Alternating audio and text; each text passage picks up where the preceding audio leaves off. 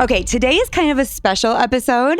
We have a guest on that helped our family tremendously. We talked a little bit about her, I think the last episode of season 6. And we just told you that we did this brain mapping thing. And today she's going to go into detail all about it. We met her in Denver and she came up to us and said, you guys, we had spoken at a church in Denver. And she said, I help families. I help adoptive families. We're like, what? What do you do? And so we just connected with her. And today she is going to talk about her book. She wrote a book called Your Inner Child, and she speaks on the topic of brain mapping. Wendy Gossett, welcome to the show. Thank you so much. It's so fantastic to be here. I appreciate the opportunity. Yeah, we were so excited to work with you. And what you've done for our family has been amazing.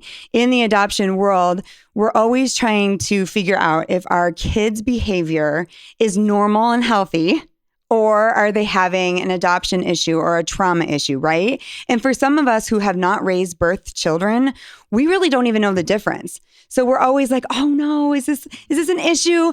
And what you came and did was you separated personality versus trauma and adoption issues. And we feel like life is so much more clear now. And I think our kids feel more understood. Absolutely. I mean, when I say that it's a benefit to me personally, this probably was, I would say hands down, one of the most beneficial stories. It's not really a story, but one of the most beneficial times that we've had as a family and really supporting our parenting. I feel way better equipped now. I mean, it's amazing to me how going into it, I thought I've got some decent tools in my belt. And then you go through this process with you, Wendy. It was amazing. Why don't you tell us a little bit about what you do? You have no idea how excited that makes me. It just kind of makes my hair curl up on top of my head. It's so cute. I didn't know this was going to be on video today. Anyway, I know. I did put that on you. That's my fault. But you still look great. Anyway, it was such a joy to work with you. And I absolutely love working with parents that have adopted kids because in my opinion, I think you guys are super parents. I mean, anybody who adopts kids are already like the best parents on the planet. And to know that I've given you tools that you already were fantastic parents. And that's what I find with the families that I work with, that they're already fantastic parents and they just want to go deeper. They just want to understand their kids better. Mm-hmm. And so, I also help families that are struggling for sure. And I would say, most of the parents that come to me are struggling with one of their kids that they don't understand. And they're, getting along fine as a family, but they just need more peace in their home. Like who doesn't need more peace in their home? And so I just help, I help parents understand the lens that they're looking through. And so we all have biases and how we see the world. Albert Einstein said that there, is really no reality. It's all just our perception of reality. And so based on how we were parented and based on our own personality and based on our own experiences, we come to the world with all these biases and expectations. And so I help parents understand what realistic expectations are for each one of their kids, because a lot of times, what comes so easily to us, it's like the air we breathe, the water we swim in, is really difficult for someone else. It's so true. Tell us about your daughter, because you kind of discovered this with your own child. Yeah. So I have a master's in education and I was a corporate trainer. I was using Myers-Briggs and all kinds of personality modalities. That could be a rap song, personality modality. Anyway, in the corporate sector. And when I had my own daughter, I thought I was so well equipped to parent her and I was going to parent her differently than my mom and I, our relationship, because I felt like my mom didn't understand me. I didn't understand her. And I was going to understand my child and we were going to get along. And at age 5, we were already starting to butt heads because we were so different. And luckily, I had all this experience in temperament, and I was able to apply what I knew from that to my own daughter. And we actually had our brains mapped through an EEG. It was neuro optimized, like a brain balance sort of place. And what I showed you on paper and what I show parents on paper is what they actually showed us in a brain map, that the geography of my daughter's brain and my brain are completely opposite. I am a feeler, 100% demonstrative with my feelings. And because I'm a woman, 75% of women are feelers. And I was just expecting my daughter to respond to my nurturing and the way I am. And it was actually like sandpaper for her, because her number one brain function is introverted thinking, which is all logic, very black and white, very straightforward truth teller, doesn't like a lot of emotion. In fact, that's her most inferior brain function. And so the two of us with awareness could balance each other out and complement each other. But without the awareness, we were just butting heads. Mm-hmm. And so that was what caused me to look into temperament. And it's been the best thing for us, because we're still extremely different, but we know that we complete each other. And so we're really close as a result of that. I think that's what we experience as well, is just a shift in understanding these little people that we have in our house, understanding ourselves and understanding each other, right? That's what we really needed. And what happens with Wendy is when you connect with her, she sends you a personality test and you take it for yourself. Your husband takes it or your spouse takes it. And then your children, you take it for your children, or if they're old enough. And then you come together and you kind of explain how everybody works together. And so we had this opportunity to do this with Wendy. And I feel I just love it so much, because I was struggling the same way you were, is that I was parenting my children with feeling, hey guys. And some of them were responding, right? Because they're feelers. But the ones that aren't feelers were looking at me like, why are you talking like that? And I don't even want to answer your question. They did that to me too, where like kind of like with your daughter being like 75% of all girls are in that emotional, where my son is actually more like that and I am not. And so for so long, I've always tried to like put him in my box of understanding and thinking and processing and expecting him to then respond positively. And I can't tell you just in the last month how much things have changed, where I'm going to get emotional talking about it, because you run as a parent, you run into times where you get so frustrated because you can't connect with your kid and you so desperately want to have that. And so to be able to do that, the way that you were able to explain it in both a logical and an emotional way, right? So you're able to really take all, what are the 8 different kind of categories? Very good, Noah. You passed.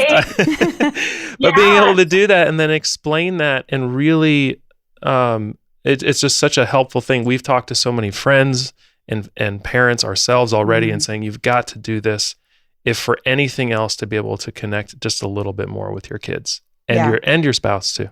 Yeah, I think in the adoption world, for me, some of the response that I was getting from our middle 2 kids felt like, do they have attachment issues? Like, are they attached to me? Are they upset about something bigger?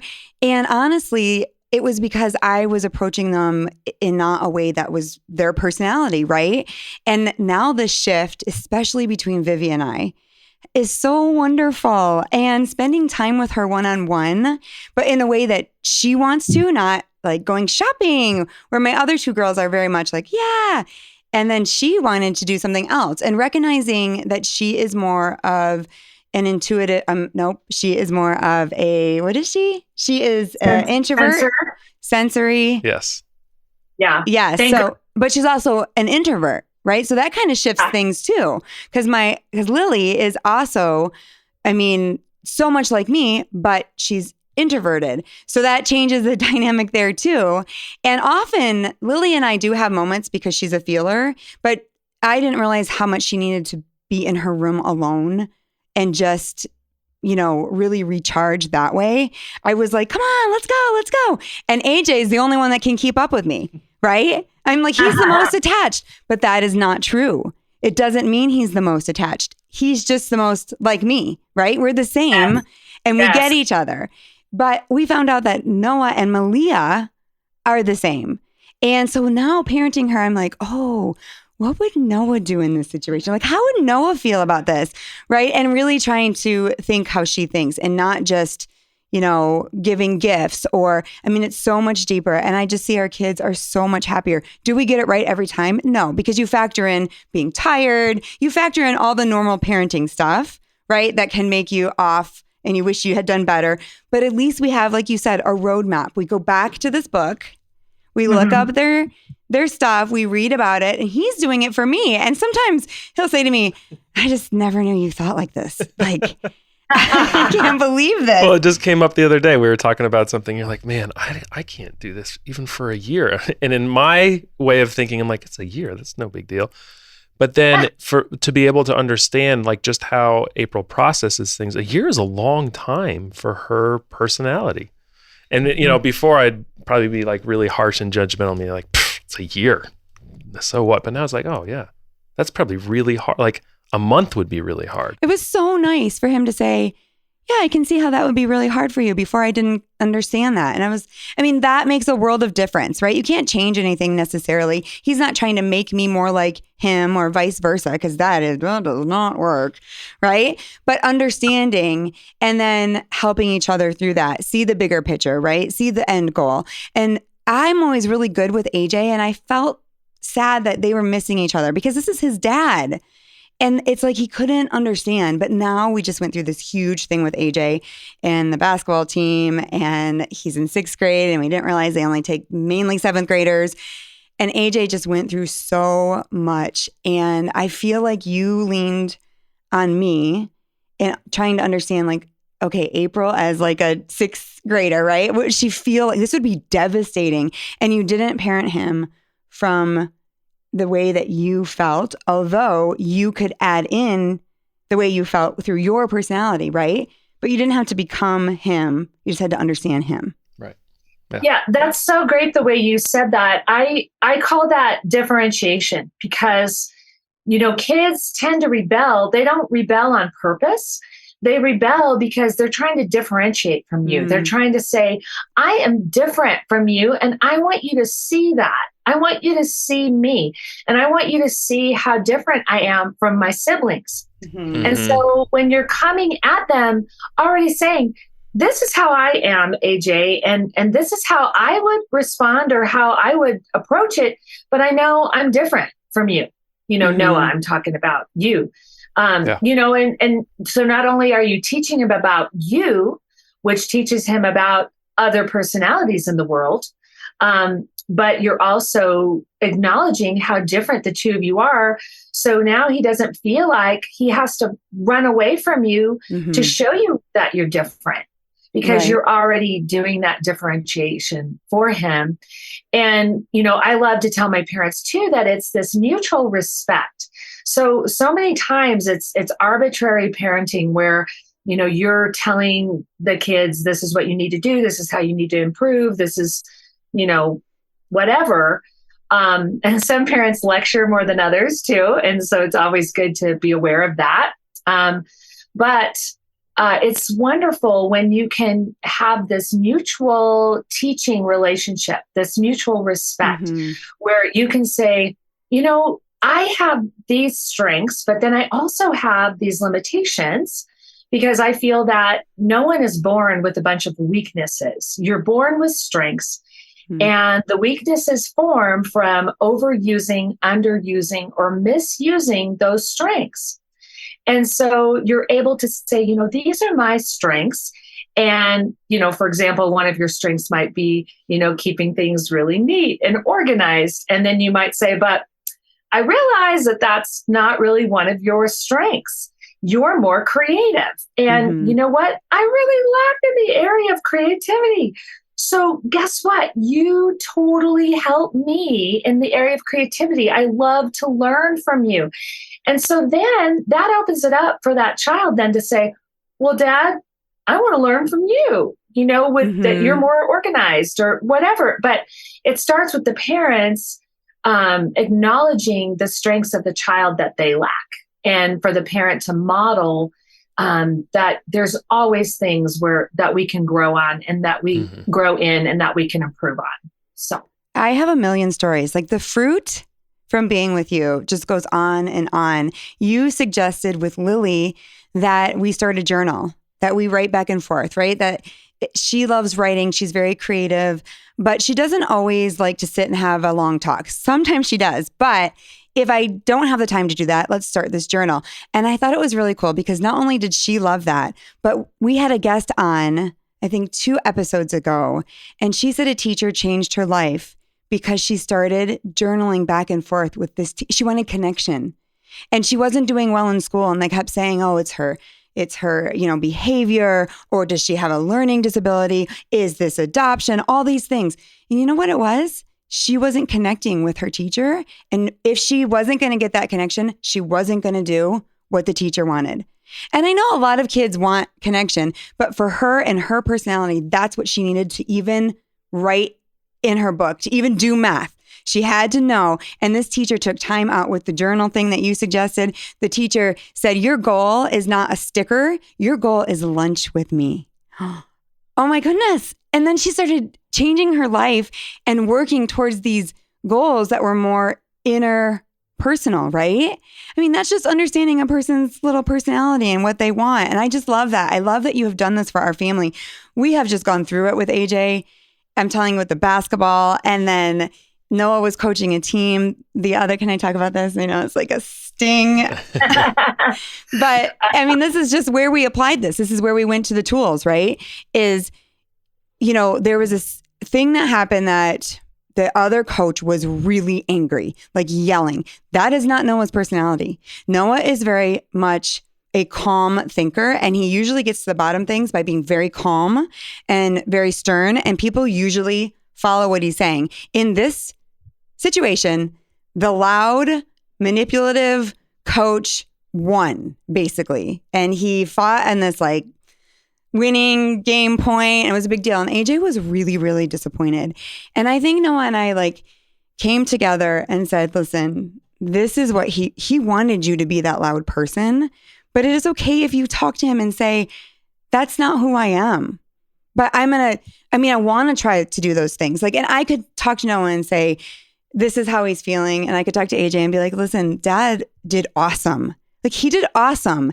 And the way that all panned out, nobody could have even guessed. But here's what he was feeling, right? Because I'm reading the book.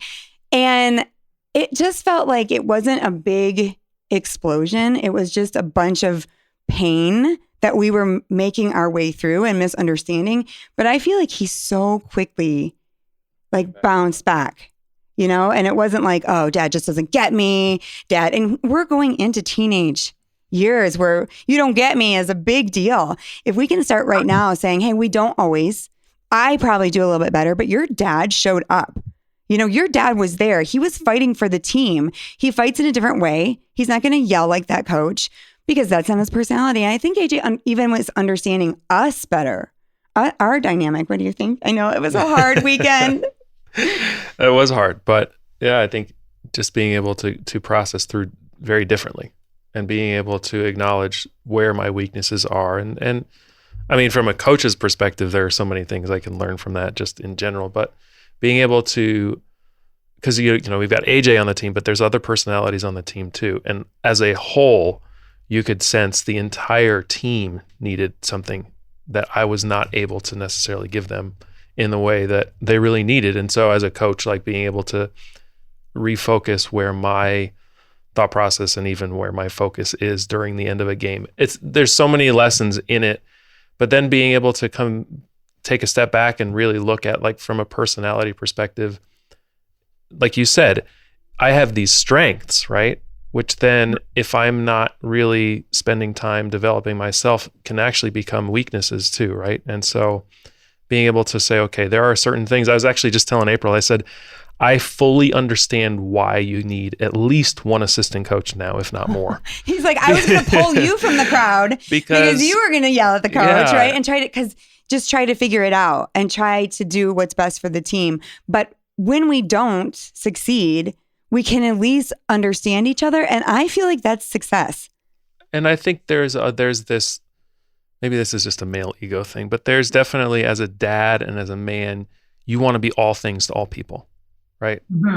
And so it's really hard to say, I mean, it's easy to say, these are my strengths. Anybody can do that. But to say, okay, these are not my strengths. These are the areas that I don't have real true strength in. But then to acknowledge that there are others who do, kind of like what you're saying, some may be really organized, but then others are not, but they're creative or whatever those traits are. And that, I think, has been really crucial in our parenting, in our marriage, even just being able to say, as a husband and a wife, we're on an equal playing field from day one. We're not having to say, well, you have this strength, but I think you should too. No. Or these strengths are more important. Yes. If you have these, then you're more valuable. And that's just not true, that we all play this role. And also we've learned what our strengths are. And when we see that we're not doing them, like if we have a child that's really organized and all of a sudden they're not organized, it's also a clue that something's wrong. And we can say, oh, what's going on? You know, you forgot your book, and they never forget their book on library day. And then they're like, oh, they start to think about what's going on. And we are watching them differently now. And it's all because of you. Yeah, my God. we needed you 15 years ago when we first got married. Oh yeah. Well, I talked earlier about, you complete me, like my daughter and I, how we're opposite. And, April, you and Vivi are those opposites as well.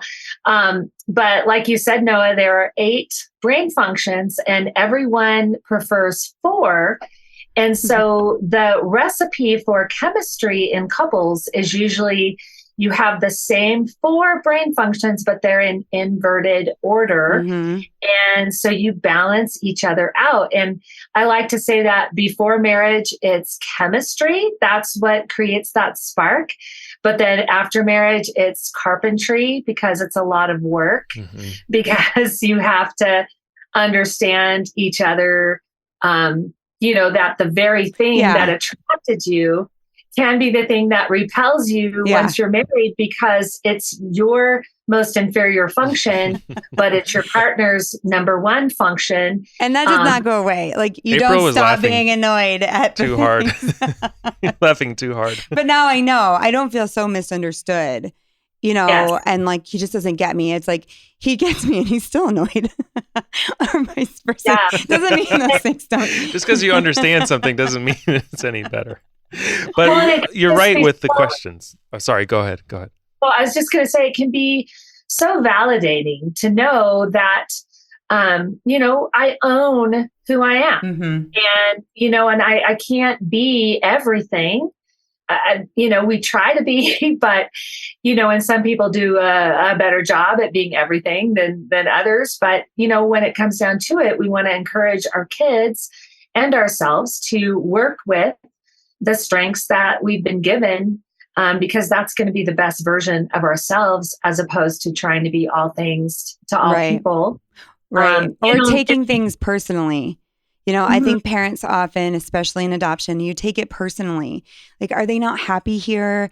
Are they not happy I'm your... These are questions that biological parents often don't have. Are they not happy that I'm their mom? Maybe. And, but it's deeper in our case because they could have had another mom. Yes. And they could, would they be happier with their biological family?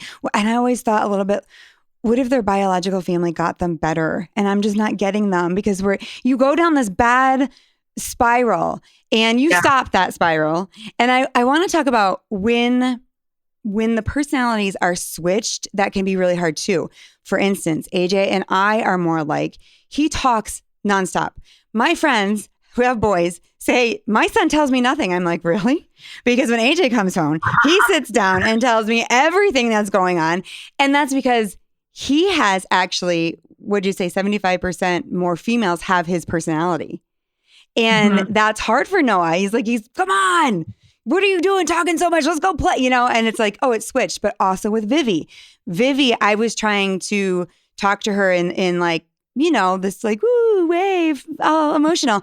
And her personality is in more males than it is in females. And so, and it does, I don't want to discourage her from who she is, right? But she's going to think more like Noah, right? We have two that think like Noah and two that think like me. And it's so much better. I go to him all the time. I'm like, what does she need? Does she need me to hug her? Because she kind of is like not a snuggly person. Right. Do I need to wait for her to come to me? And I don't even think anymore, Wendy. I don't even go down that trail anymore of maybe she doesn't love me or maybe we're not connecting because I don't even believe that is true. That is not true. She belongs where God put her. She belongs with us. Do I think that she may go back and visit her biological family and connect in different ways? Absolutely. We want that. But for right here, right now, she is with Noah and I, and our kids are with us for a purpose. They have a destiny. And you taught us how we all fit together. And I tell them all the time, I need you. I need you. I need your little creative mind. I need you who you don't think, Vivi doesn't think emotionally. She just does. But man, she pulls the family through a lot.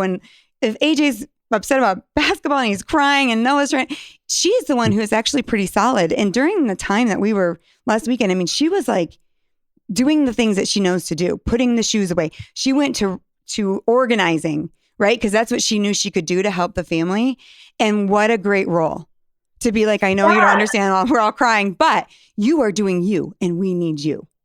Yeah. And it can be the worst thing in the world when you have an outlier in the family that's literally the only one that has that brain function or that set of strengths in the family, or the only introvert, or it can be a terrible, terrible thing if it goes unaware. But like Vivi, if you understand, then you can call her out as special because she has these strengths that no one else in the family has. But I've seen it work the other way too, where the parents come to me and they're like, oh, our son, he's just like, it's rough being around him. It's just, he's prickly. He's throwing the whole family off.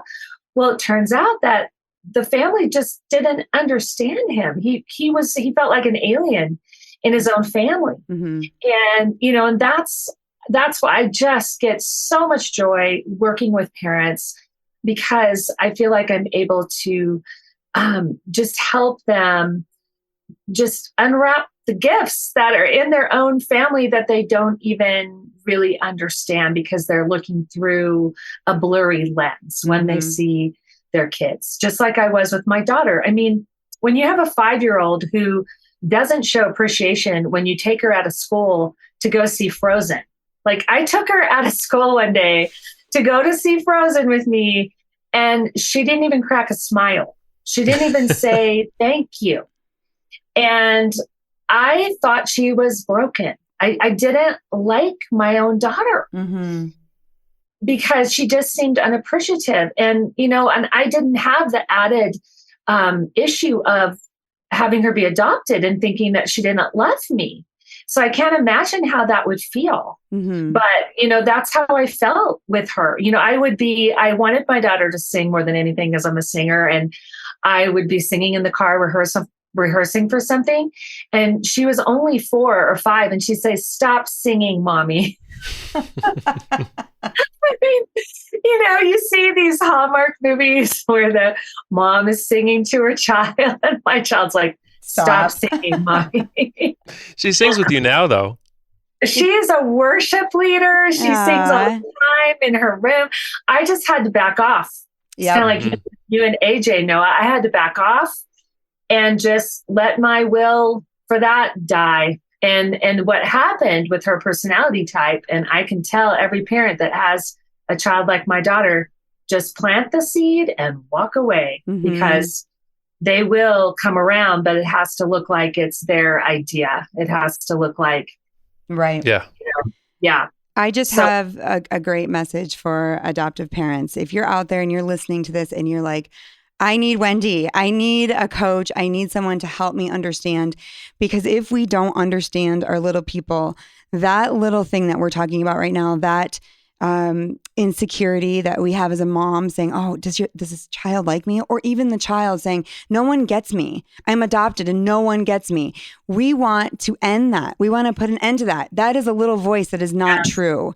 And if your family was brought together through adoption, learning to understand each other is so, so valuable, so that you can take that little voice out and stop that right now, because our little people really need to feel understood. And the last thing we want is them to grow up and be like, I didn't belong in my family. I was adopted and I didn't belong. Oh my gosh, that just like breaks my heart. And I was seeing that we were misunderstanding our kids in a way that I was feeling like, are we going down that road? And then you kind of reeled us back in. And I just want to show, this has writing all over it. And if you're listening to this on podcast, this is also on YouTube. So you can see us and you can see what I'm showing you right now. But there are little like icons for every part of their personality. And if you can see, we have the same icons, just in different order.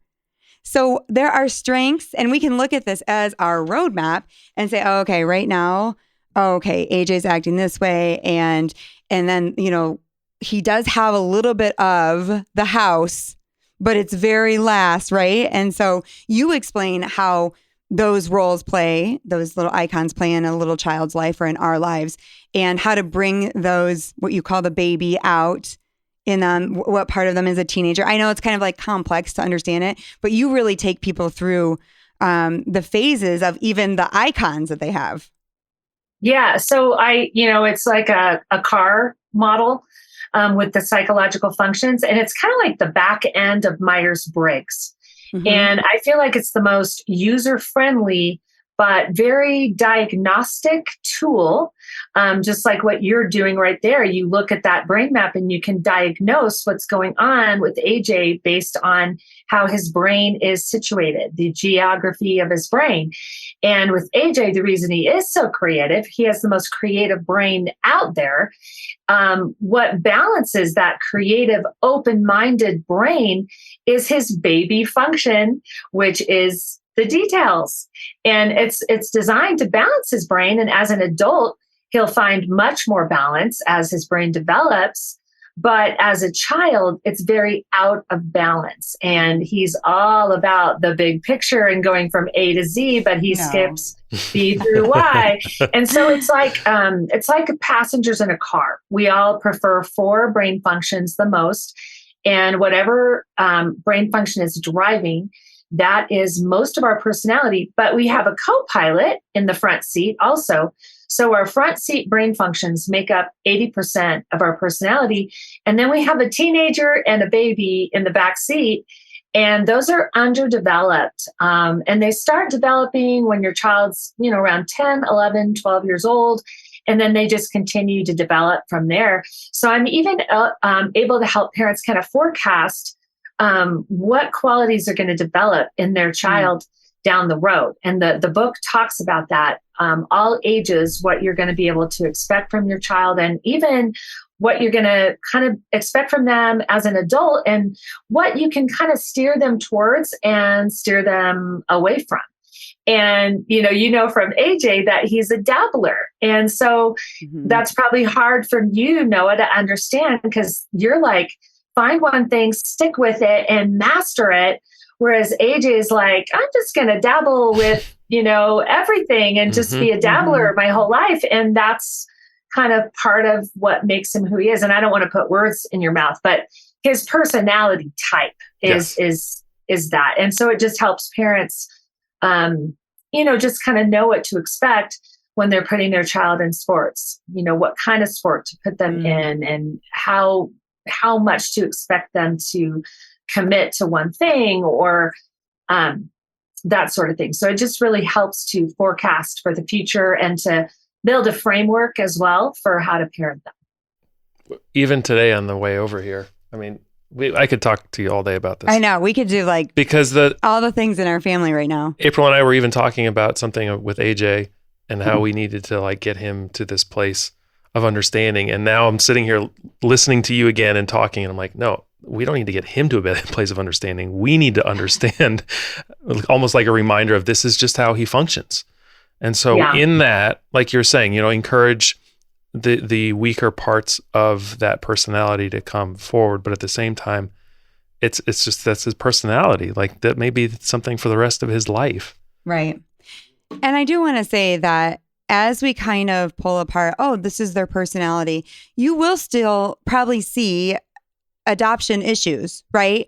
It's not like this is going to solve trauma, but you get to pull it apart and say, oh, okay, that is not, I'm taking that into something it's not. And just have a clearer picture of what kind of help you need to get your child. There are children who need to be in trauma therapy 100%. It's understanding their personality, and then also how their personality responds to trauma, right? How they're going to each talk about their adoption, right? AJ's like, yeah, I'm adopted. Cool. The other ones are more introverted. Does it bother them? I don't know. We have to talk about that. And we will bring in a therapist to do that. We don't say that, oh, finding their personalities out means that it's all fine. I hope it is, but we are open to, because I know some people are going to listen to this and they're going to be like, oh my gosh, we definitely have trauma in our home, and we are not trying to invalidate that one bit. We just want you to understand each other. And it's so good for your spouse and you to be on the same page and to handle it together. And I think that that's really what we're feeling now is like, okay, we're together in this. There's a stigma around the whole trauma and adoption too. And I think this is a tool that actually allows you to then separate the two, because once you have this, now I can go back and we can talk about, okay, now that we know that these are the personality types and the different traits we're seeing, it's almost easier now to identify trauma versus just personality. Mm-hmm. Where before it's just, oh, they're adopted, so it's got to be trauma. Mm-hmm. And like April said, we are not discrediting that at all.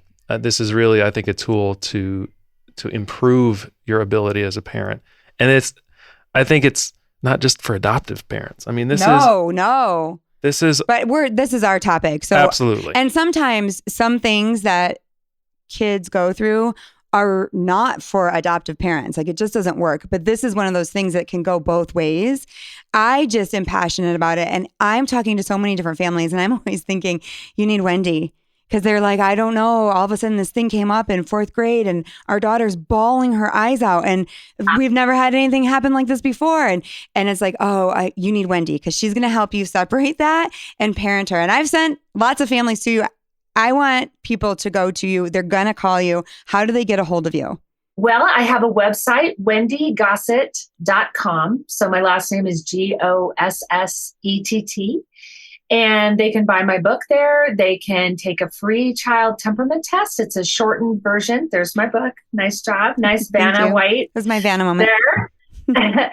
And they can also just sign up for the session that you and Noah did, which is Understanding Your Family 101. And that comes with tests for everyone in the family, including mom and dad, to help get you on the same page parenting.